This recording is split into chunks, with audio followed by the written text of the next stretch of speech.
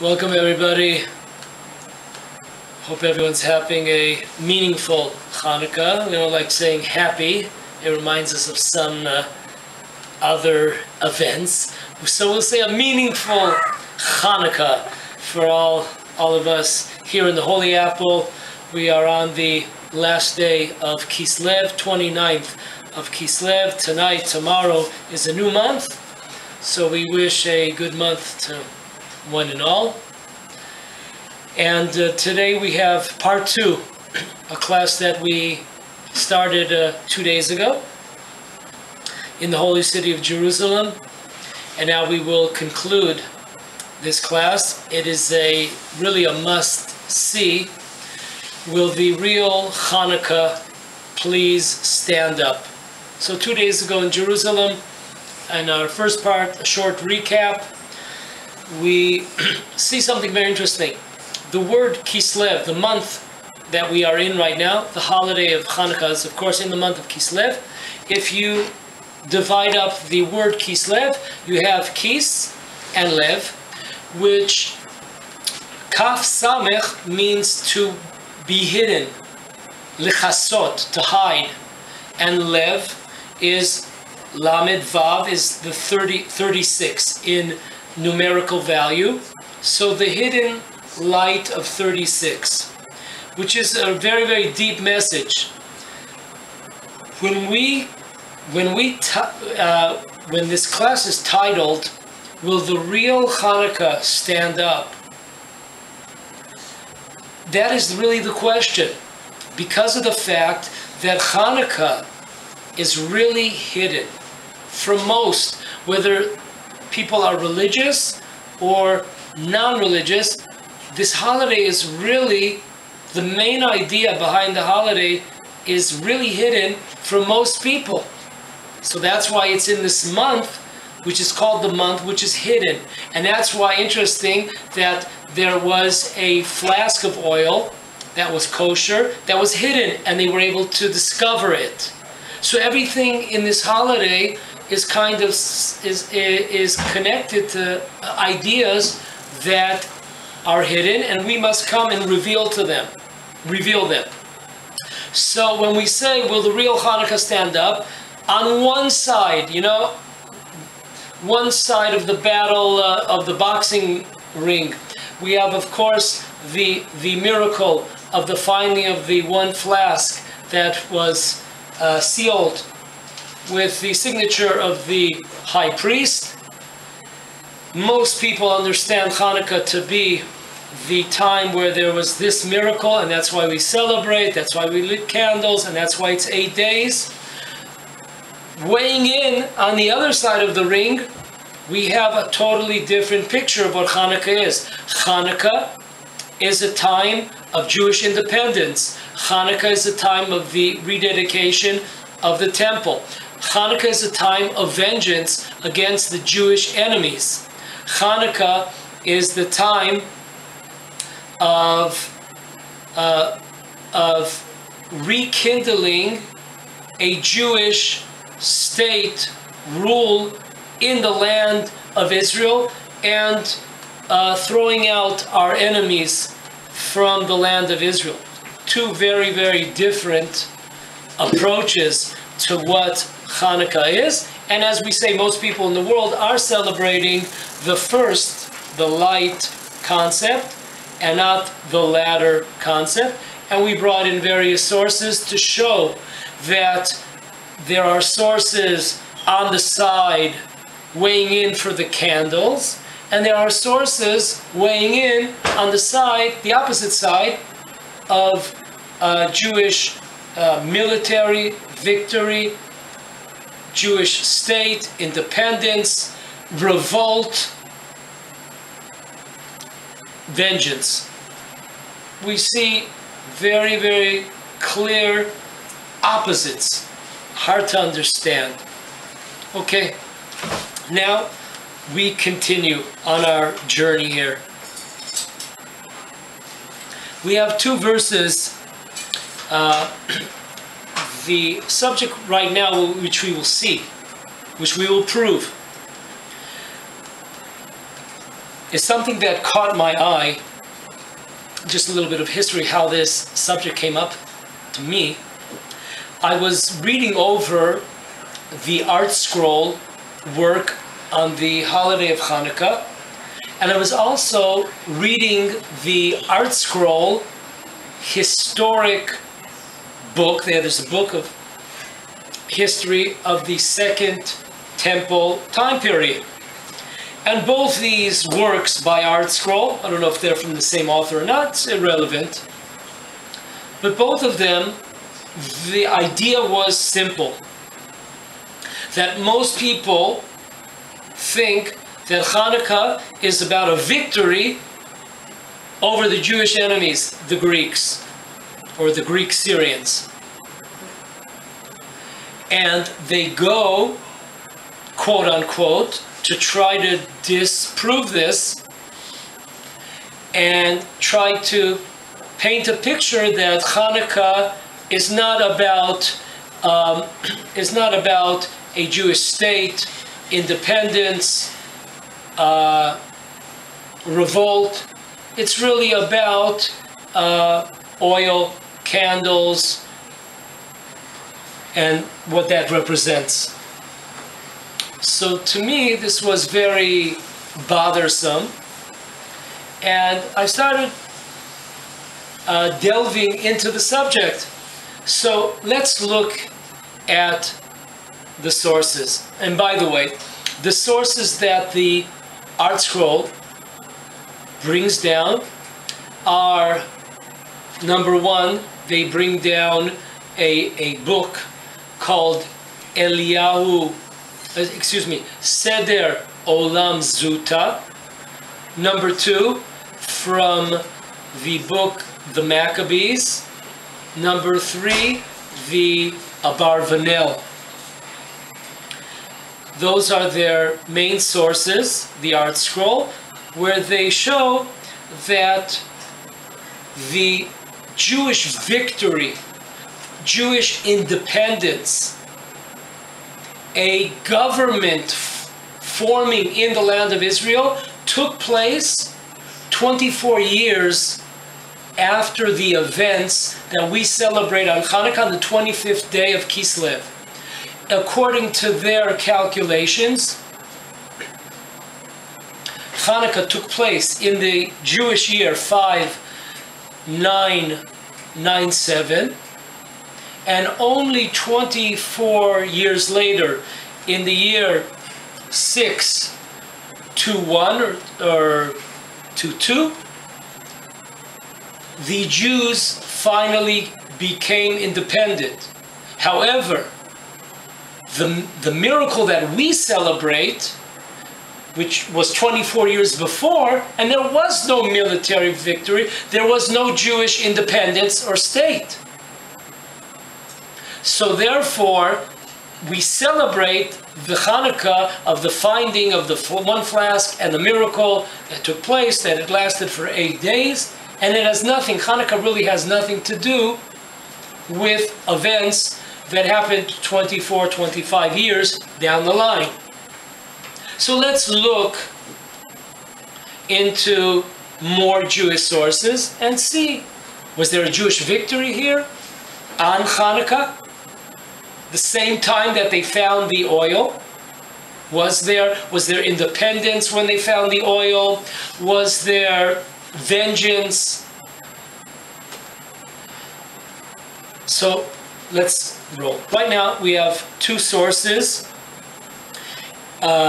In the book of Daniel, 11th chapter, we're going to be looking two verses. One is 17, verse 17, and one is 20. And then we will be looking two commentators.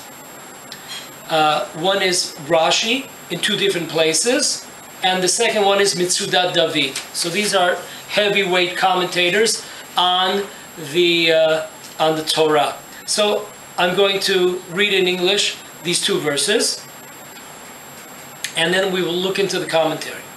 He will set his face to penetrate the strength of the kingdom and the upright ones who are with him, and he will succeed.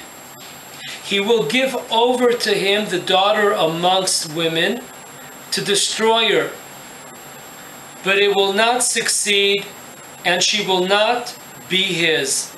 That's verse 17. 20 now.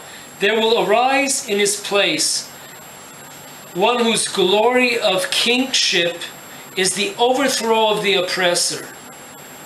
Yet in a few years it will be broken, but neither through an enemy's wrath nor through war. Okay, it seems like, Chinese to us. Let's look into Rashi. He will explain what's going on behind the scenes. Rashi, the first Rashi we have on the verse 17 says the following. When it says the beautiful women, it's talking about the people of Israel. That the king, who's the king? The evil king, Antiochus, time of Chanukkah, will make all sorts of decrees against the Jewish people, and he will command his military advisors, namely a person named Polypius, to kill all those that are Jews. Anyone that has a Jewish name will be killed. As is written in the book of Josephus, Rashi quotes. But this suggestion, this idea to destroy anyone that has a name, a Jewish name, this will not come into being. Because Matityahu, the son of Yochanan, will remove from him and the Jewish people the yoke of the Greeks. First of all, two important lessons here. Number one, we see an interesting concept. I'm not going to get into it right now, but there's a whole world out there that exists in Jewish literature that speaks about the difference between Chanukkah and Purim. And some offer this explanation, that Chanukkah is a spiritual holiday. And therefore, for example, there is no mitzvah to have a festive meal. I mean, though popular belief, people think that it's a mitzvah from the Torah to eat those donuts, but that's just popular belief. It's nothing really, there's no mitzvah to eat those. However, during Purim, there's a mitzvah, there's a commandment to eat in the evening and also during the day, and the whole day is surrounded by giving food packages to friends, etc., family. So many sources would like to tell us that a simple distinction between the two holidays. Purim, there was a desire, there was a decree against the Jewish body, Jewish living, to kill all Jews. Nothing to do with religion.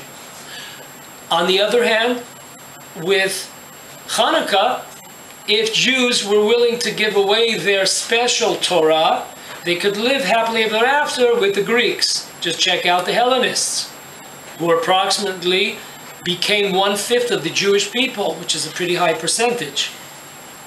But here we see in Rashi a very interesting light, and we will see this again.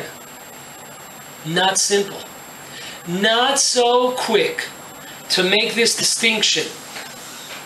Hanukkah, spiritual decrees. Purim, there was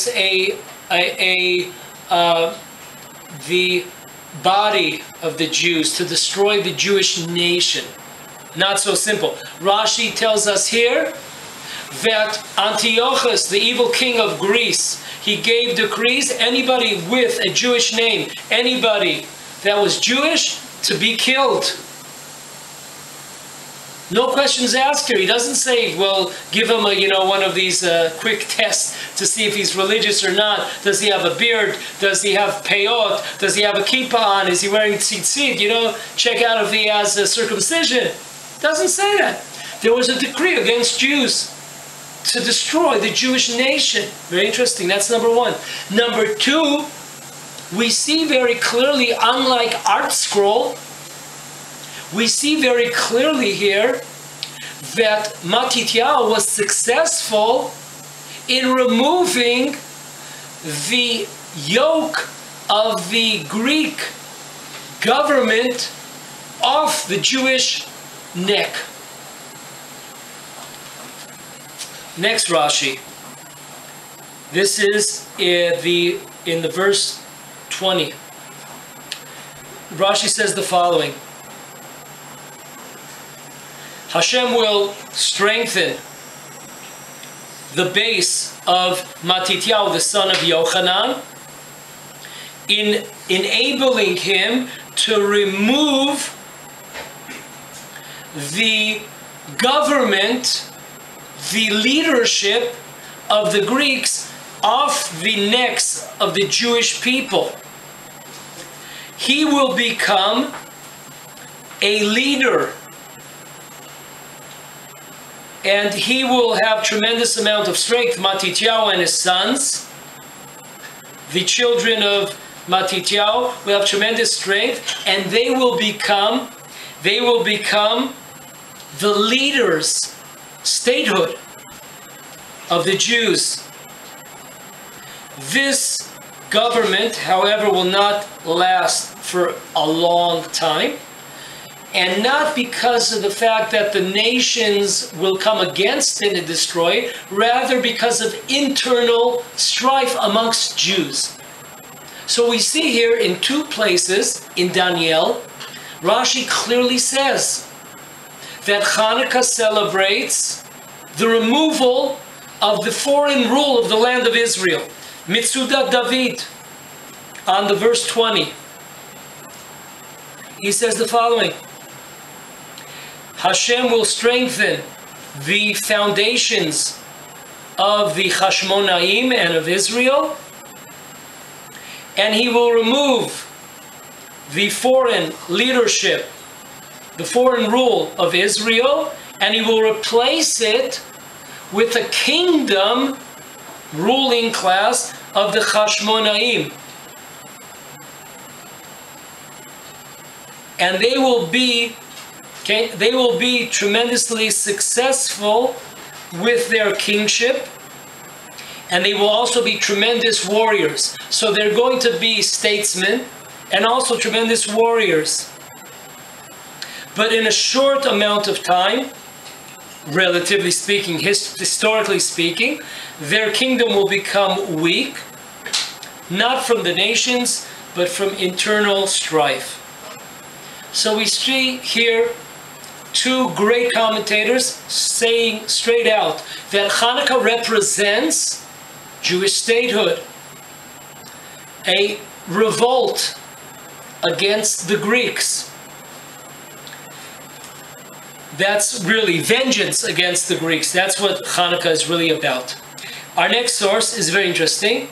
It's safe to say that the Rambam, who we quoted 2 days ago in Jerusalem, the Rambam who quoted in his law book of the laws of Hanukkah, he states that Hanukkah represents the return of Jewish statehood for 200 years, approximately 200 years. Where did the Rambam come up with that statement?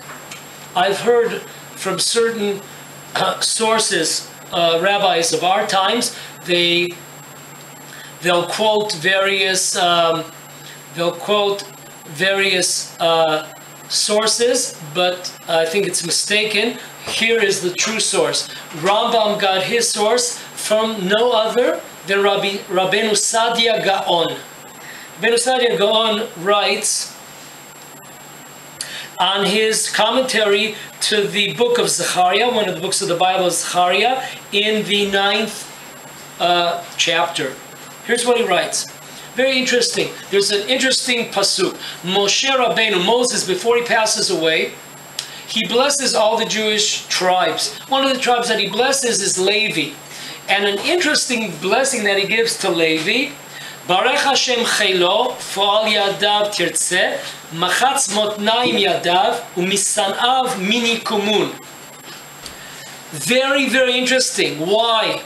Because if you go to Mea Sharim, and if you go to Bnei Brak, or you go to Beitar Eilit, they all know by heart that the Rambam writes in the laws of the sabbatical year and the laws of the Jubilee. He writes there that the priests, the Kohanim, and the Kohanim did not have a share in the inheritance of the land of Israel, because their job, their mission in the world was to teach the Jewish people spirituality. Their job was to work in the temple. And therefore, they did not participate in the work of the land. And Rambam writes that not only the tribe of Levi, meaning the Kohanim, but anybody who accepts upon themselves the Ol of Torah and removes himself from worldly matters will have the same blessing as did the tribe of Levi. So today people are aware of this spirituality blessing of the Rambam, but they are unaware, they ignore the blessing of Moshe. Moshe gives them unbelievable. He blesses the fighters. Barech Hashem Chelo. He blesses the fighters of the tribe of Levi. And he said that they will be successful in their wars. Gewalt! Whoever heard Kohanim fighting in wars? We know that there's a law. If a Kohen kills somebody, he's not allowed to say the priestly blessing. We had a class about this about 6 weeks ago. Does that include non-Jews? Is it just talking about Jews? What's the deal? Go back to that class. So, Rav Sadia Gaon says the following: I looked in all of the Torah to find where did this blessing come true? That Moshe Rabbeinu blesses the tribe of Levi, that you will be tremendous warriors and successful. When did this take place? And I looked, and then I found the answer. I found the answer. The answer is Chanukkah. The answer is Chanukkah.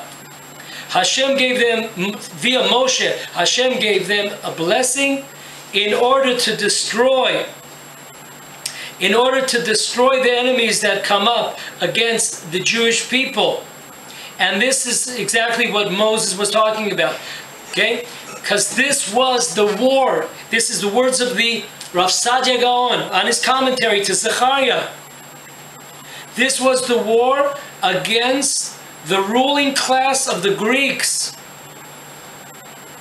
Because the sons of Matityahu and Matityahu himself, that are called Chashmonaim, they fought against the Greeks, and the king of the Greeks, his name was Antiochus, and they defeated them. And they forced them to surrender. And their kingdom, remember the words of the Rambam, and the kingdom of the Chashmonaim stood for approximately 206 years. And this is what Moshe was talking about. So once again, we have another strike against Art Scroll and the commentators that the Art Scroll brings down. We see clearly from Rav Sadia Gaon that the Rambam, when he spoke about the laws of Hanukkah, and he speaks about Hanukkah being a time where the Jews reestablished a Jewish independent state and a victory over the Greeks and a purifying the land of Israel and vengeance, all this coming together during Hanukkah on the 25th day of Kislev. It's very clear not 24 years later, at the time of Hanukkah. And this is what we are celebrating. This is the real Hanukkah standing up.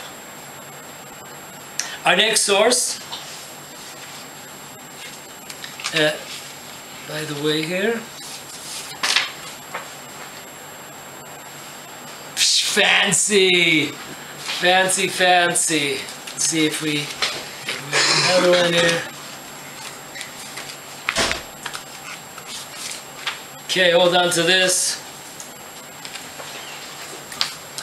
Okay, now we're moving on here. We're on source number 9. Source number 9. This is a famous work that preempted the Mishnah. The Mishnah was written approximately 270, 80 years after the story of Chanukkah by Rav Yehuda Hanassi. And the Megillat Ta'anit, which talks about the period of the Second Temple, is written before that. And it is mentioned at different intervals. All of the holidays that were inserted during the time of the Second Temple were canceled because of the fact that we went once again into exile after 420 years during the second period of Temple time, except for 2 holidays. One is Purim, and the second one is Hanukkah. So there are various commentaries on Megillat Ta'anit. One of them is called the commentary of Ha'eshel. And in this book, Commentary of the Eshel, here's what he writes. Listen to this, very interesting. He writes the following. All the days that we find, all the holidays that we find written in the book Megillat Ta'anit, which is which has volumes of dates where miracles happened to the Jewish people in the time of the Second Temple, all of the salvation that occurred to the Jewish people during this time, it all stems from what? It all stems from the victory of Hanukkah. Unbelievable. Think about that. Any Jewish holiday that took place during the Second Temple, any victory, any raising of the flag, any happy days, it all is connected to the fact of the victory. Once again, there's those words, the victory of the Hashmonaim over the Greeks. Why? Because they were successful in their battles against the Greeks, and they were also successful in their battle against the internal enemy of the Jewish people, which are the Hellenists. So that's a pretty heavy statement by the commentator Ha'eshel. He's telling us that you should know that all success stems from one event. And that event is called Hanukkah. It all stems from there. Now we can understand how come when after the temple was destroyed, so all these holidays were annulled. And now we can understand why Hanukkah remains. Why? Because Hanukkah was the source of all these other holidays. It was the source. So that will remain. The source remains. And then he says an unbelievable. We're on page D. Continuing on page D. He says an unbelievable idea, and remember this always. We spoke about 5 minutes ago that there are commentators that are telling us that the reason why we celebrate with bodily functions on Purim, we have food and we drink and we dance. Whereas Hanukkah, it's a spiritual, there's lights. We know that the Torah likens the Torah, and a Jewish soul is likened to light. Kiner mitzvah b'Torah, or the Jewish soul is likened to a light. That's why we light a candle for a deceased person, because there's a connection. But listen to this, an unbelievable chidush. You heard it here first. The Eshel continues. He tells us a beautiful chidush. He says, let me tell you something. At the beginning, during the time of the Second Temple, Hanukkah was celebrated from the Torah. There was a biblical commandment of mishteh v'simcha. We say, many commentaries say, that the reason why on Purim we celebrate with our bodies, where we have to drink and eat and be merry and dance, is because of the fact that there was a decree against the Jewish body. Haman decreed to kill Jews. He wasn't interested in the spiritual side. He wanted Jewish people dead. On the other hand, on Hanukkah we celebrate with Hallel v'Hoda'ah, praising God. Why? Because there was a decree against the Jewish soul, not the Jewish body. But here, just like Rashi said in Daniel, beautiful, the Greeks came also to destroy the Jewish people as a people, not just religion. They came to destroy you. So therefore, he says, during the time of the Second Temple, there was a biblical obligation on Jews to celebrate b'mishteh v'simcha, just like Purim. I'm glad everyone's sitting here, have gone through the windows, through the ceiling here. We're not dancing in the streets in the Holy Apple. And then when the temple was destroyed, Hanukkah continued, but now it would be only on a spiritual level, which meaning a holiday of praises and thanksgiving, but not a holiday of the body. Unbelievable, tremendous chidush, tremendous chidush. We keep on going. Listen to his words as he finishes here, and he says the following: you should know. We had a class some weeks ago. Which holiday is more which holiday is higher, Purim or Hanukkah? We had a whole class on taking it from the angle that Purim received, the gold medal, and coming in with the bronze medal was Hanukkah. Here, the commentary on the Megillat Ta'anit says the opposite. You should know that Hanukkah is far greater than Purim. Why? For two reasons. Number one, because on Hanukkah we have a commandment to say Hallel and finish it not for one day, but rather for 8 days. We have a commandment to say, and on Purim there is no Hallel. That's number one. Number two, there was a destruction of the kingdom of Greece. Folks, you heard it again.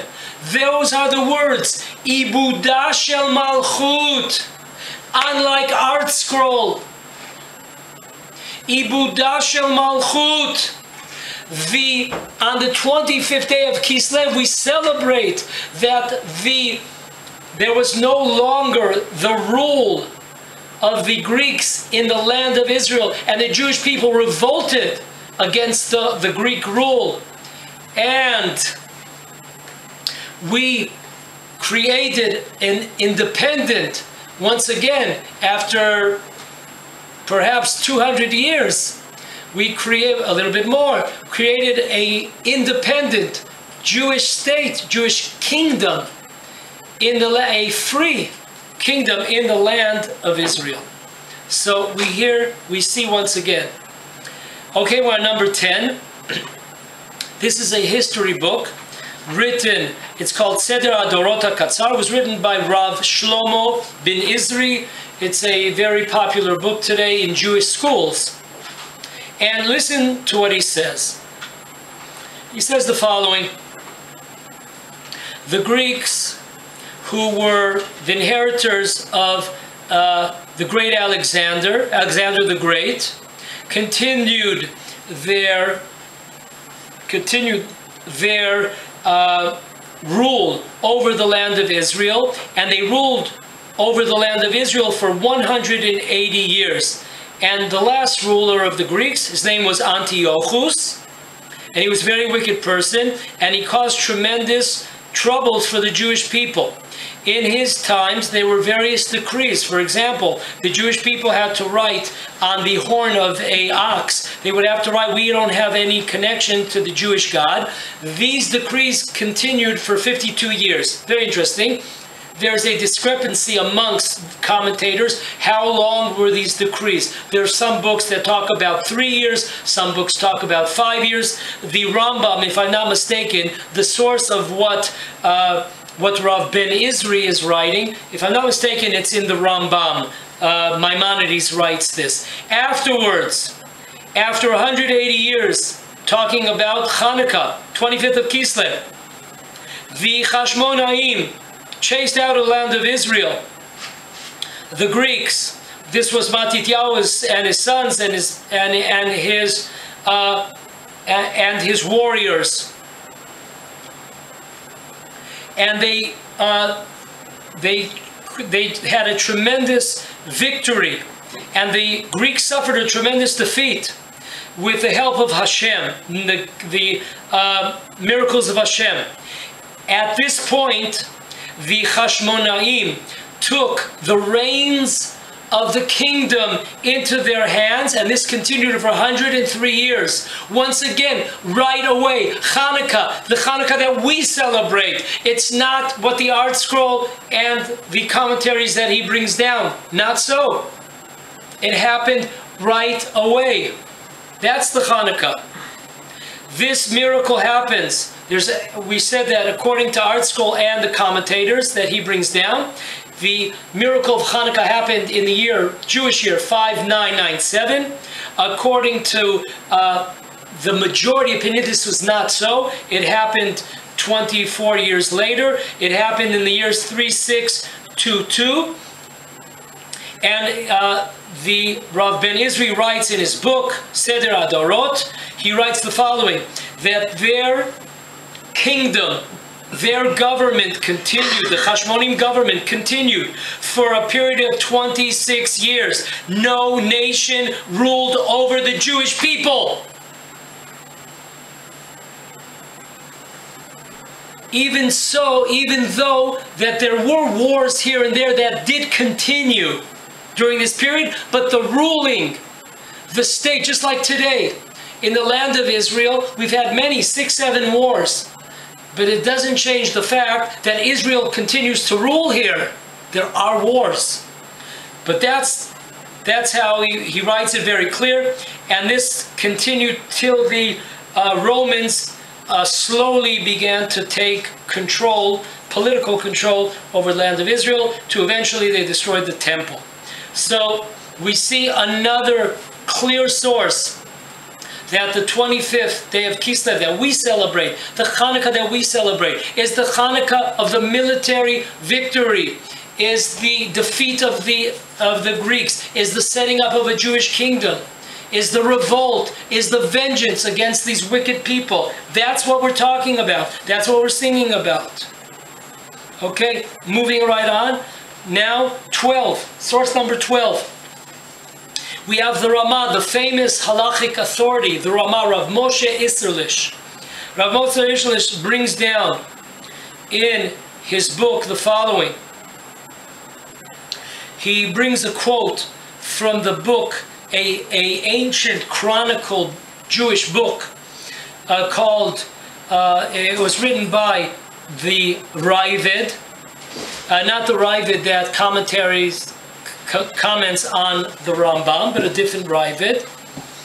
But this is one of the early chronicled Jewish authoritative figures. He says the following, that the Greek kingdom ruled in the land of Israel for 180 years during the time of the Second Temple, and in the in the 212th year to the time that the temple was built. You have to understand, in the land of Israel there was a Persian rule of the land of Israel for 34 years, and then a 180-year rule of the Greeks. So we have a period of 214 years that even though we were in the land of Israel, and even though the temple stood, we were still subservient to the foreign nations here. So in the 180th year of the Greek rule, in the 212th year that the temple stood, there was a revolt by the family of the Hashmonaim, and they took their lives into their hands, and they killed a tremendous blow, a defeat. And listen to the words of the Ramah. And they removed from themselves, the Jewish people removed from themselves the yoke of the leadership, the yoke of the government of the Greeks. And they chased them away from the land of Israel. And the king, listen, there was a king. It wasn't 24 years later. Right away there was a king. And the king's name was Matityahu. And he killed the leader of the military head of the Greeks. His name was Polyphus, who we quoted today. And he defeated them, and he succeeded in fighting the wars of Hashem. So we see another source says very clearly this is happening on what we celebrate today, Hanukkah. So the candles and the victory, it's all happening in one. So we see from the words of the Ramah, the holy Rabbi Moshe Israelish says very clearly that these events, the major event was the war, the revolt, the vengeance, and a more minor event was the candles. It all took place in one shot. Our next source is an ancient chronicle called Yemot Olam. He writes there very clearly that something similar to what Rashi said, that the king of Greece, Antiochus, succeeded in killing many Jews, and he was terrible to the Jewish people. We see once again, not only is there a spiritual side, but he here also brings the physical danger of annihilation that there was to the Jewish people, along with the spiritual. He says both. He brings down both. There were decrees spiritual, and there was also, there was a tremendous slaughter of the Jewish people. So we have a 1-2 punch here. And then he writes an unbelievable. He says, listen to the words.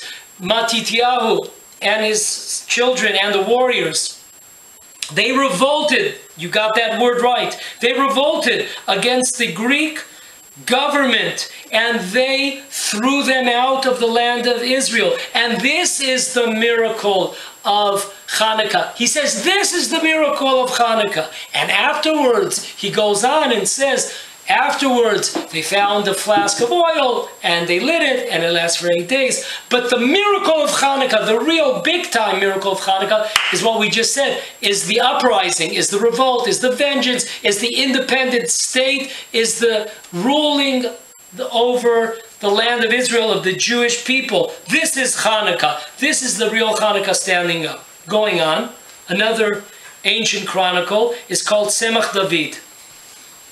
Listen to what he says. He talks about the fact that Antiochus ruled for 11 years. In the 6th year, after 6 years of ruling, he goes up to Jerusalem. He goes up to Jerusalem, and for the next 5 years, there's terrible times for the Jews in the land of Israel. There's 5 years of decrees.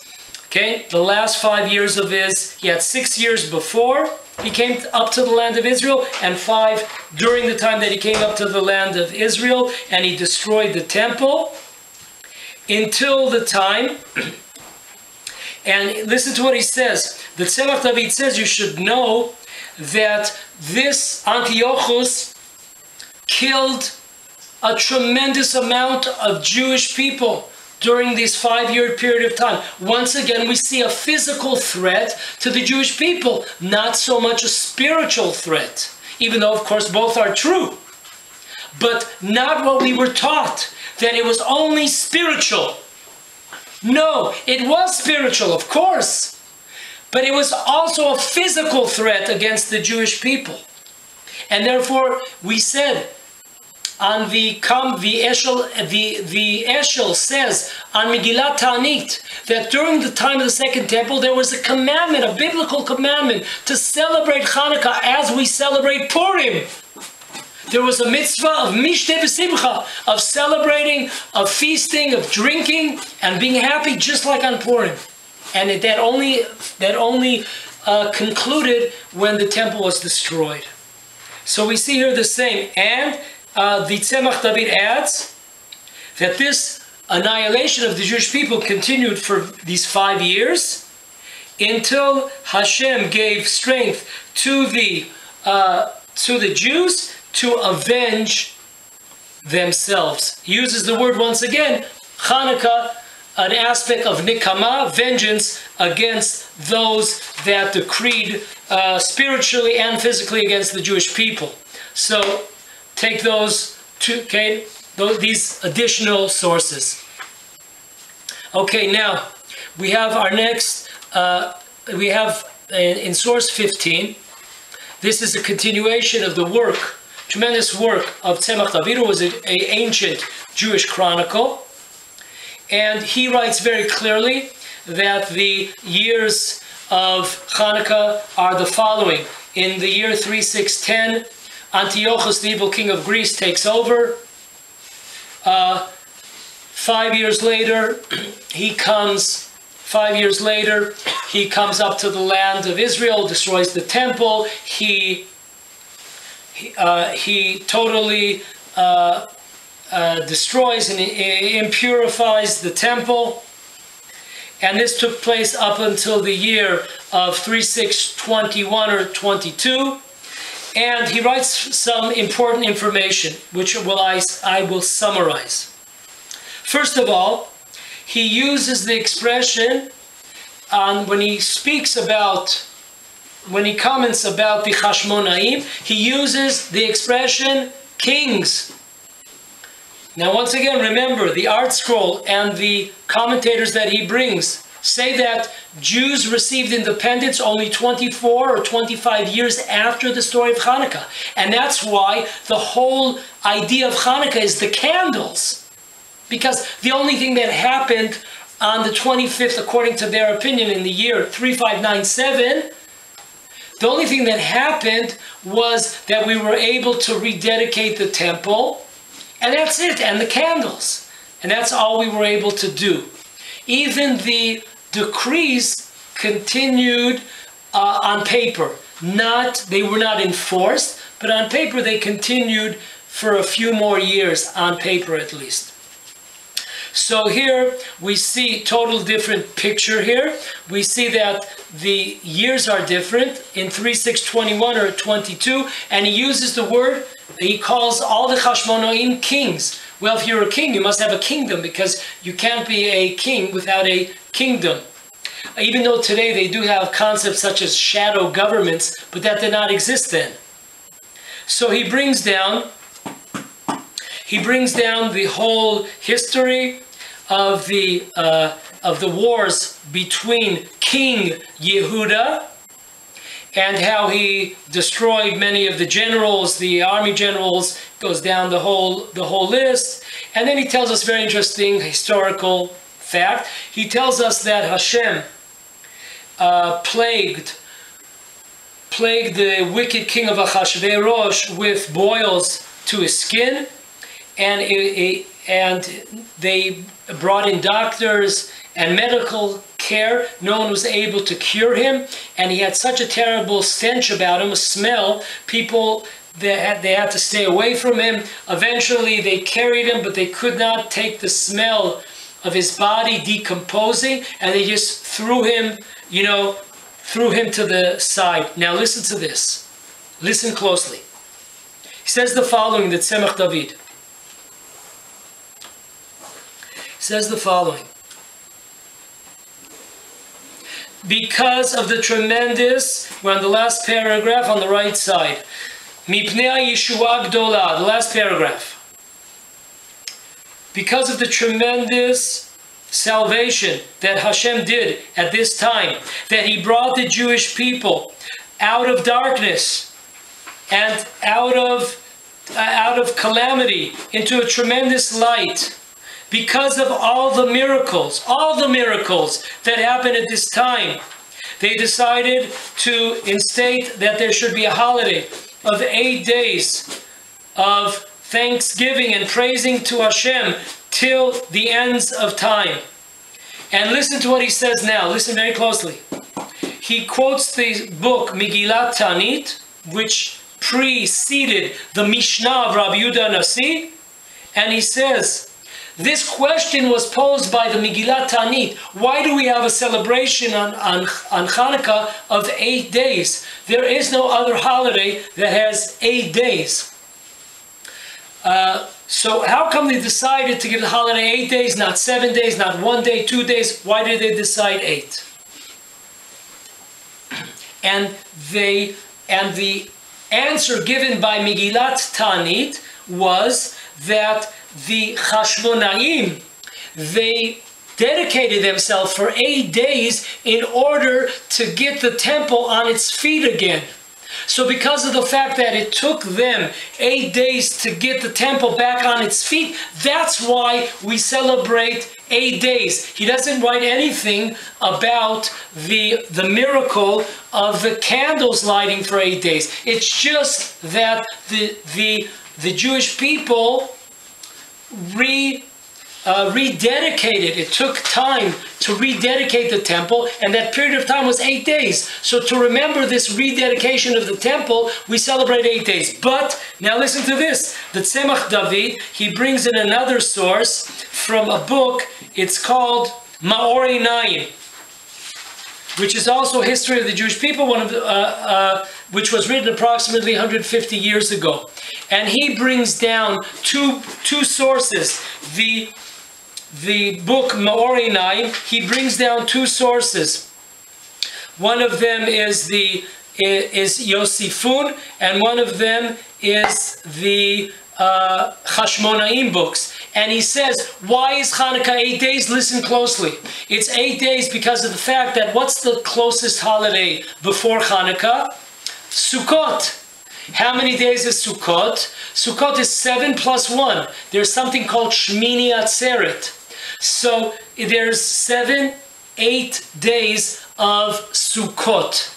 So therefore, because of the fact that they were forced to hide in caves and in the mountains, they were not eligible, they were not able to celebrate the holiday of Sukkot.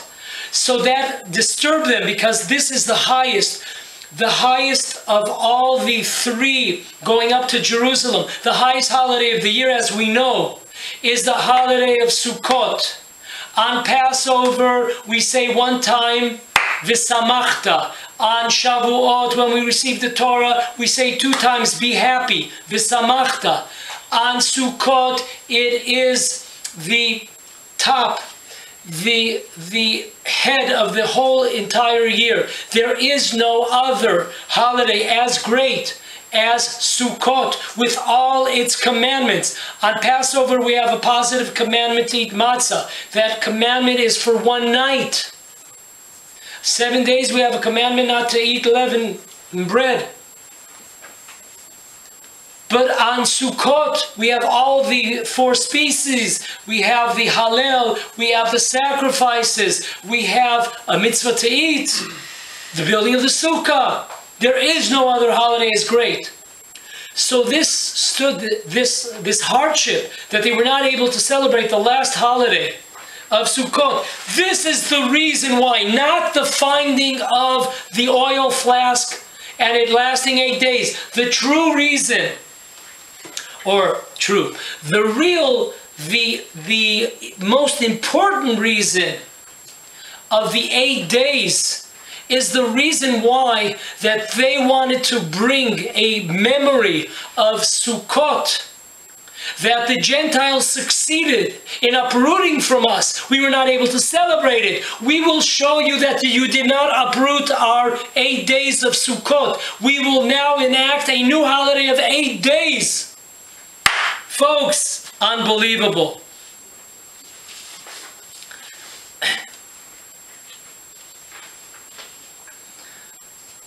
Listen to this. This is really, I could just advise to put on a seatbelt. 2 holidays, 8 days, Hanukkah and Sukkot. Shmini Atzeret, the 8th day.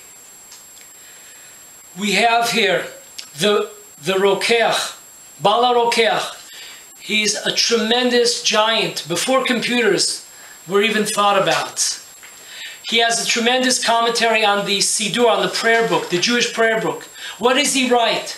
He tells us a tremendous revelation that one of the decrees against the Jewish people during the time of the Greek, Syrian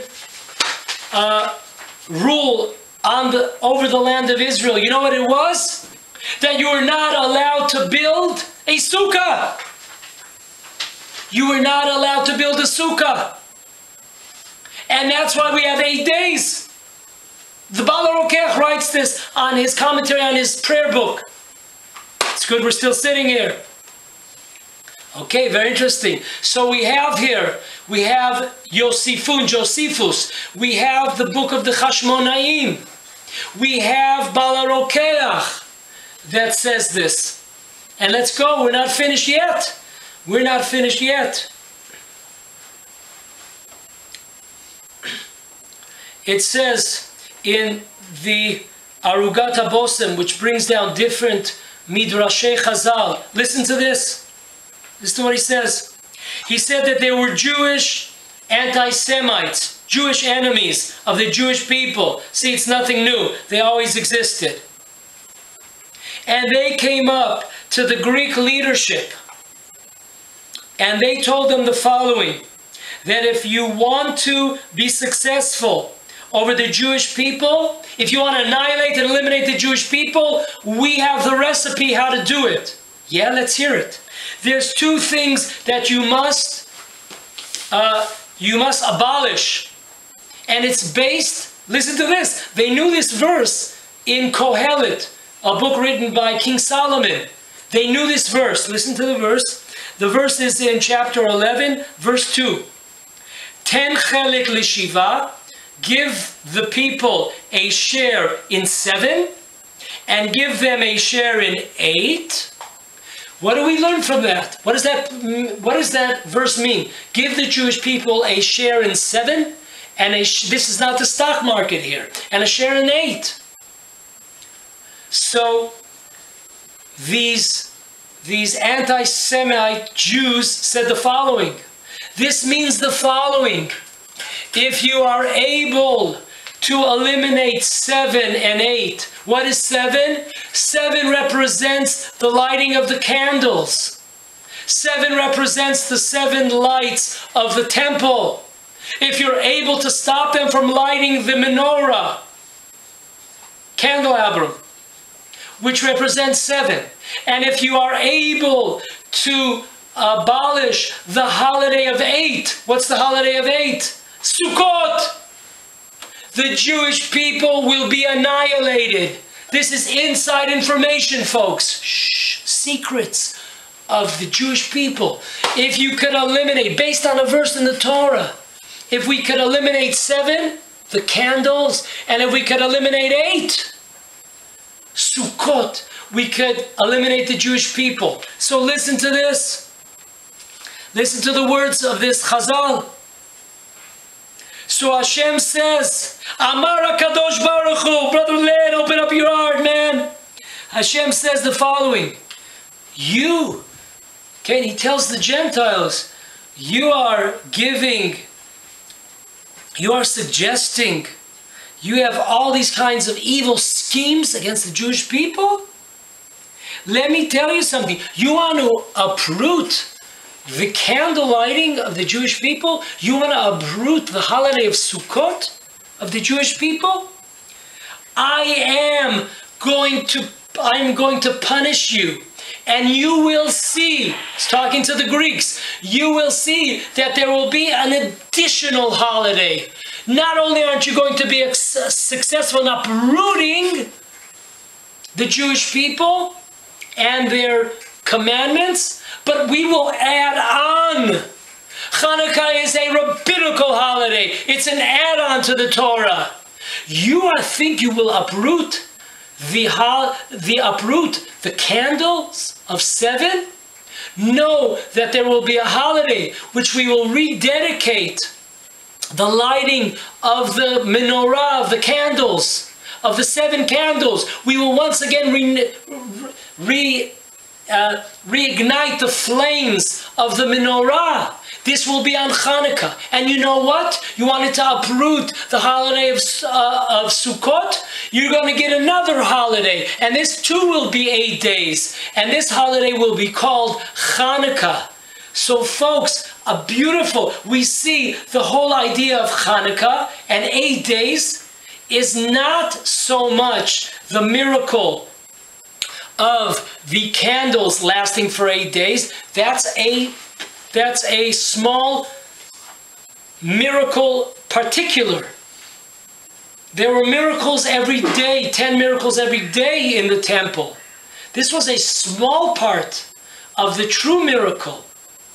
So really, the 8 days represent the holiday of Sukkot. So we see tremendous amount of sources that point to the 8 days being connected to the decree not to celebrate Sukkot. And this is written in various, we have another source in Chazal. Listen to these words. Hashem says, you wicked ones, you think you are giving counsel. You have all kinds of suggestions. What are you going to do against the Jewish people and the Jewish God? King Solomon has already stated in his tremendous godly wisdom, give me 7 and give me 8. You know what this means? Listen to this, folks. You know what this means? I am going to uplift 7 Jewish leaders against you, right? King Solomon says, give me 7, give me 8. What is 7? Not candles here. 7 is the family, the leading family of the Jewish people, the government of the Jewish people. It was the 5 sons of Matityahu. So that's 6, Matityahu, and his 5 sons. And also, there's also another person that's mentioned here, Rabbi Shimon Kohen Gadol. Another person, Rabbi Shimon Kohen Gadol. So 7. So I will give you think you're going to uproot 7? I will uproot you by 7 Jewish leaders of the people, the sons of the Matityahu and his sons. Not only that, and not only this, that Hillel and Shammai, the 2 leading sages of the Jewish people, they will decree that the Jewish people celebrate Hanukkah. Why? It's a celebration of the downfall of the wicked. I'm reading in Hebrew. Vayikvu Hillel v'Shammai 8 yemei Chanuka al mapalatam shel reshaim ukeneged 8 yemei hachag she'atem rotzim levatel mibeiti. You want to destroy the holiday of Sukkot, which is represented by the number 8. Okay, and this is what David was talking about. David in Psalms 12:1, he says, "Lamnatzer halashminit." He's singing about 8. What is King David singing about? So the Chazal say, King David saw in his tremendous Ruach HaKodesh, in his divine, the spiritual presence that he had, spiritual seeing. He saw that there will be, the number 8 will be the rededication of the temple in the times of the Hashmonaim. That's what King David was talking about. So it takes a king to know a king. King David was thinking about the kingdom of the Hashmonaim. So therefore, very interesting. Now we can understand finally, after all these years, why is it in the Talmud, in the tractate of Shabbat, there were two elderly Jews in the city of Sidon in Lebanon. One of them lit the candles according to Hillel from 1 to 8. First day 1 candle, second day 2, 3 as we go. And the other elderly person, he would do it like Beit Shammai suggested, 8, 7, 6, 5, 4. Why does Beit Shammai suggest lighting 8 candles the first day, 7 the next? He says because it's similar to Sukkot. On Sukkot, the amount of sacrifices that we give for the nations of the world go down. They retreat. The first day 13, the next day 12, 11. This is an amazing thing. What in the world is Shammai talking about? Why, when he talks about the holiday of Hanukkah, is he reminding us of the holiday of Sukkot?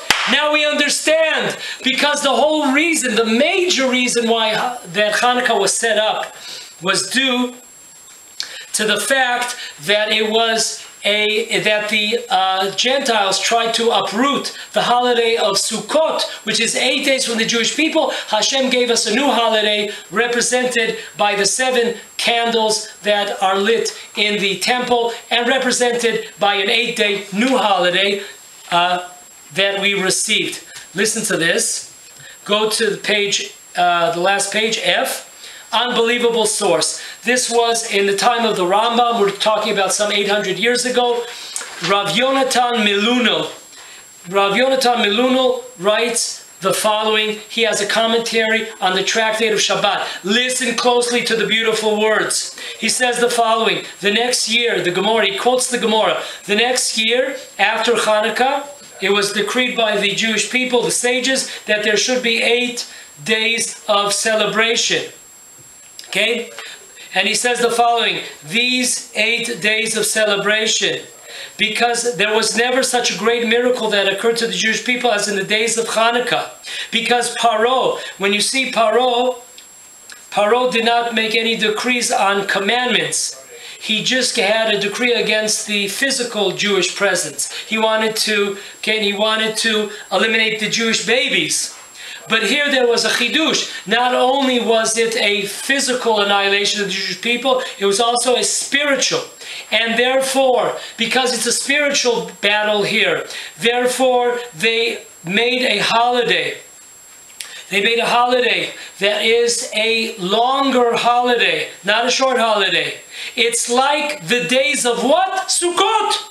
That's what Rav Yonatan Miluno writes. They made a holiday similar to the holiday of Sukkot, that is 8 days, to remind us, just like at Sukkot, Hashem made a tremendous miracle. How can you survive in a desert? You're going to be, I got lost in the Sinai Desert in Dahab. Boy, like after 10 minutes, I thought I was going to die there. Whoa, it's just like so hot. And thank God I was able to find some water over there. But there was tremendous miracles that God did in the desert. For 40 years, He protected us with the Sukkah. That was the clouds of glory that protected us. So too, this reminds us of the miracles of the desert. And of Sukkot, the Sukkot of the desert will remind us of the miracles that happened during the time of Hanukkah. Which means that at this time of Hanukkah, we remember, just like Hashem performed miracles for our forefathers in the desert, at the time where He had these clouds of glory, so too today, in the times of Hanukkah, Hashem protected the Jewish people, etc. And listen to these words. Folks, don't dance here. We're being filmed. Even if Hashem would not have made the miracle of the oil, it doesn't matter. We would still be celebrating the tremendous miracles, and it still would be considered to be a Jewish holiday. longer than any other holiday. Even if we would not, how would Hanukkah would have been if we would not have found, if the lights would not have gone on for 8 days? We still would be celebrating 8 days. Rav Yonatan Milunil, we love you. Says it straight out. He says it straight out. We would still be celebrating. We would still be celebrating the holiday. It just would be without candles. We would be celebrating Hanukkah for 8 days just without the candles. But then Hashem came and He gave us a double whammy. He gave us also the candle part of the holiday. And that's why, of course, during Hanukkah, we also light candles. Because this broke the haughtiness of the Greeks. So says the Rav Yonatan Milunil in an unbelievable Torah. We would still have Hanukkah without the candles. To summarize, according to Art Scroll on Hanukkah, according to Art Scroll in his history, the Jewish history of the Second Temple, and according to his sources that he brings down, Seder Olam Zuta, the Maccabee book, and Abarvanel, the miracle of the oil was 24 years before Jewish independence. And therefore, the time of Hanukkah has nothing to do with Jewish independence, statehood, vengeance, military victories, freedom. Nothing to do with it. Just has all to do with candles. According to the majority opinion, not so. This happened all at once. The finding of the one flask, the 8 days, and the military, and the vengeance, and the statehood, and the government. This all happened in one time. Who backs this opinion? Jot this down. According to the Talmud, in the tractate of Avodah Zarah, on the 9th page, according to the Ravid, according to the Meiri, according to the Yesod Olam, according to the Tzemach David, according to the Rambam, according to Megillat Antiochus, all these tell us that the miracles happened, the independence, the statehood, the vengeance, the freedom happened in one shot on the 25th day of the Jewish month of Kislev. So now we have it here that therefore, now we can understand, we'll just finish with this, that in many books it is written that a rabbinical holiday has to nurture itself from a divine Torah holiday. So therefore, if you look at Purim, where is the source? Where is the spiritual source of Purim? Of course, it's the holiday of Shavuot. Why on Shavuot we received the Torah, and on Purim we once again renewed the commitment of receiving the Torah. This time without being forced to it, like on Mount Sinai. This time through happiness. So the rabbinical holiday it receives its source, spiritual sources from the biblical holiday of Shavuot. Where does the rabbinical holiday of Hanukkah? Where is its biblical source? Very simple. In all books you'll see, they'll tell you it comes down from the 8 days of Sukkot. And now we understand why they say that. Because that's really the reason why we're celebrating 8 days, is because of the fact of everything that we said, the desire by the Gentiles who were given advice by bad Jews. If you want to destroy the Jewish people, you have to destroy 2 commandments. One is the lighting of the candles in the temple, and number 2, do not allow Jews to celebrate and to build Sukkot. So in those days, in our times, we should see tremendous Jewish people once again revolting against all our enemies and to liberate the land of Israel, and once again spiritually being holy and free in our land of Israel with God's help.